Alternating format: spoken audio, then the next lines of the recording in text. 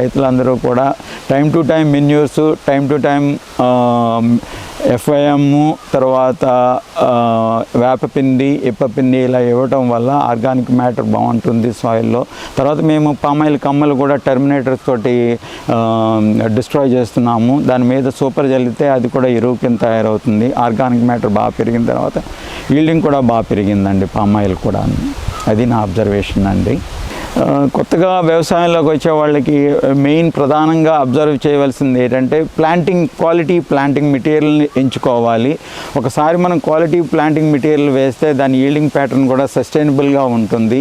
అది చాలా important first of all. తర్వాత యాజమాన్య పద్ధతులు అంటే టైం టు టైం, నేను యాజ్ ఐ మెన్షన్ బిఫోర్ కూడా మెన్యూర్స్, తర్వాత ఆర్గానిక్ ఫెర్టిలైజర్స్, తర్వాత FIM ఇవన్నీ కూడా తరచూ రెగ్యులర్గా ఇస్తూ ఉంటే ఈల్డింగ్ ఆటోమేటిక్గా పెరుగుతుంది. మనము ఎక్స్ట్రా ఏం చేయనవసరం లేదు. ఇన్పుట్ కాస్ట్ ఎక్కువ పెంచుకోక లేకుండా ఇట్లా చేయడం వల్ల ఈల్డింగ్ సస్టైన్ అవుతుంది.